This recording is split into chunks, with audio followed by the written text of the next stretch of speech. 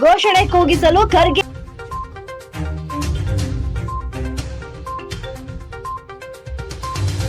ಇವರೇ ದೇಶ ವಿರೋಧಿಗಳು, ನಿಜವಾದ ದೇಶ ವಿರೋಧಿಗಳು ಭಾರತೀಯ ಜನತಾ ಪಕ್ಷ. ಅವರಿಗೆ ದೇಶಾಭಿಮಾನ ಇಲ್ಲ, ತೋರಿಕೆಗೆ, ನಾಟಕಕ್ಕೆ, ಕೇವಲ ಅಧಿಕಾರಕ್ಕಾಗಿ ದೇಶದಲ್ಲಿರ್ತಕ್ಕಂಥ ಎಲ್ಲರೂ ಕೂಡ ಸಂವಿಧಾನದಲ್ಲಿ ಪ್ರೀತಿ ವಿಶ್ವಾಸದಿಂದ ಕಾಣಬೇಕಾಗಿದ್ದು ಪ್ರತಿಯೊಬ್ಬರಿಗೂ ಹಕ್ಕಿದೆ. ಇವರು ಜಾತಿ ಭೇದಗಳನ್ನು ಮಾಡ್ತಕ್ಕಂಥದ್ದು ಇವರು ನಿಜವಾದ ಭಾರತದ ಸಂವಿಧಾನ ವಿರೋಧಿಗಳು.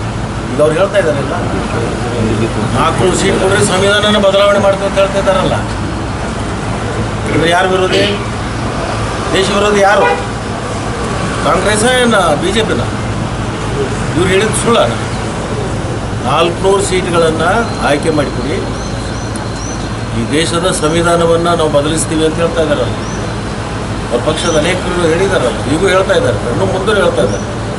ಅದಕ್ಕೋಸ್ಕರನೇ ಅವ್ರು ಬೇಡಿಕೆ ಇಟ್ಟಿದ್ದಾರೆ ಜನರ ಮುಂದೆ, ಈ ಬಾರಿ 400 ಕ್ರಾಸ್ ಮಾಡಿಕೊಡಿ. ಅಂದರೆ ಅವ್ರ ಇಚ್ಛೆ ಇದೆ, ದೇಶದ ಸಂವಿಧಾನವನ್ನು ಬದಲಾವಣೆ ಮಾಡ್ತಕ್ಕಂಥ ಏನು ಇಚ್ಛೆ ಹೊಂದಿದ್ದಾರೆ, ಆ ಇಚ್ಛಾ ಪೂರ್ಣ ಮಾಡೋದು 400 ಕೇಳ್ತಾ ಇದ್ದಾರೆ.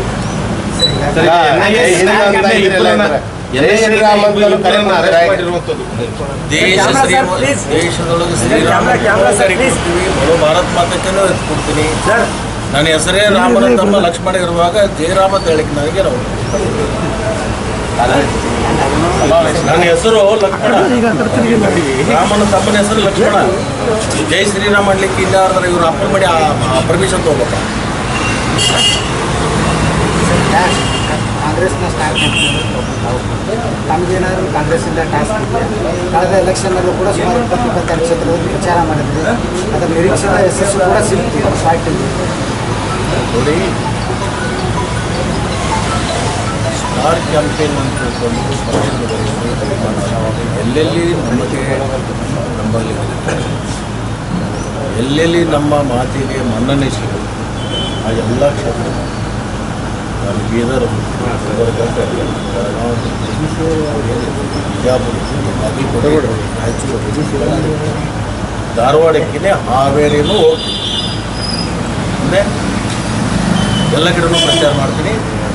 ನಮ್ಮ ಪಕ್ಷದ ವರಿಷ್ಠ ತೀರ್ಮಾನ ತೊಗೊಂಡಿದ್ದಾರೆ, 20ಕ್ಕಾದ್ರೂ ನಾವು ಮುಟ್ಟಬೇಕು ಅಂತ. 20ಕ್ಕೆ ನಾವು ಮುಟ್ಟಲಿಕ್ಕೆ ನಮ್ಮ ಎಲ್ಲ ಪ್ರಯಾಸವನ್ನು ಆಗ್ತೀವಿ. ಒಕ್ಕಟ್ಟಿನಿಂದ ಒಂದಾಗಿ ನಾವು ಕೆಲಸ ಮಾಡಿ 20 ಸೀಟನ್ನು ನಾವು ಗೆಲ್ಲಿಸ್ತೇವೆ ಅಂತ. ಈಗ NIA ಕೇಸಲ್ಲಿ ಬಾಂಬ್ ಬ್ಲಾಸ್ಟ್ ಪ್ರಕರಣಕ್ಕೆ ಸಂಬಂಧಪಟ್ಟಂತೆ NIA ಇಬ್ಬರನ್ನು ಅರೆಸ್ಟ್ ಮಾಡಬೇಕು. ಅದು ರಾಜಕೀಯವಾಗಿ ಬಳಕೆ ಆಗ್ತಾ ಇರುತ್ತೆ. ಅಂದರೆ ಒಂದು ಉಗ್ರರನ್ನು ರಕ್ಷಣೆ ಮಾಡುವಂಥ ಕೆಲಸ BJP ಸ್ಟೇಟ್ ಇದರಿಂದ ಟ್ವೀಟ್ ಮಾಡಿದ್ದಾರೆ.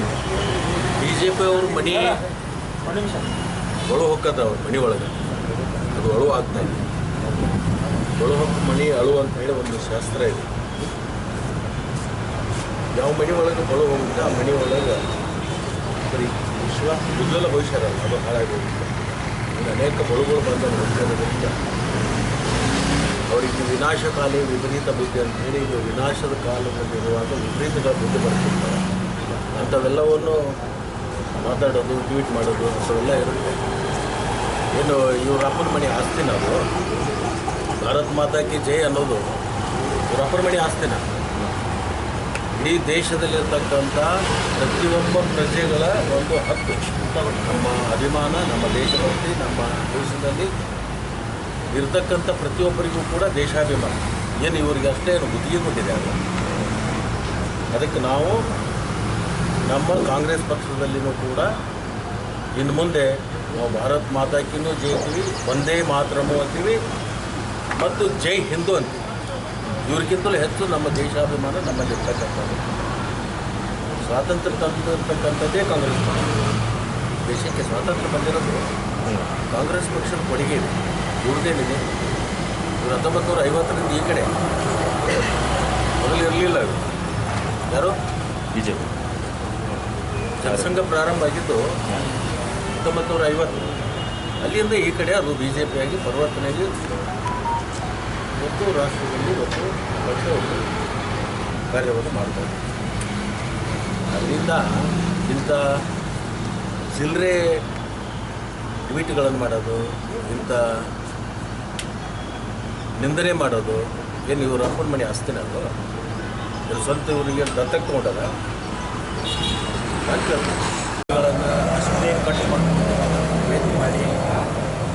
ವಿಚಾರಗಳನ್ನು ಮಾಡ್ತಕ್ಕಂಥದ್ದು. ಈ ಬಿ ಜೆ ಪಿಯವರು ಅದನ್ನು ಮಾಡೋದು ಬಿಟ್ಟರೆ ಬೇರೆ ಕೆಲಸನೇ ಇಲ್ಲ. ಅವರಿಗೆ ಗೊತ್ತಾಗಿದೆ ಈ ಸರಿ 10 ವರ್ಷದ ಆಡಳಿತ ನಮ್ಮಲ್ಲಿ ವಿಫಲಾಗಿದೆ. ಈ ಸರಿಗೆ ಅಧಿಕಾರದಾಗ ಬರಲಿಕ್ಕೆ ಭಾಳ ಕಷ್ಟ ಇದೆ. ನಮಗೆ ಏನಾದರೂ ಮಾಡಿ ಕಾಂಗ್ರೆಸ್ ಮೇಲೆ ಆಪಾದನೆಗಳನ್ನು ಮಾಡಿ ಮೂವಿ ಕೂರಿಸಿ ತಾವು ಬರಬೇಕು ಅಂತಕ್ಕಂಥದ್ದು ಏನು ಪ್ರಯತ್ನ ಮಾಡ್ತಾರೆ ಅದು ಯಾವುದೂ ಕೂಡ ಸಫಲಾಗಲ್ಲ. ಖಂಡಿತವಾಗಿಯೂ ಕೇಂದ್ರದಲ್ಲಿ ಅವರಿಗೆ ಅಧಿಕಾರ ಸಿಗಲಿಕ್ಕೆ ಸಾಧ್ಯವೇ ಇಲ್ಲ.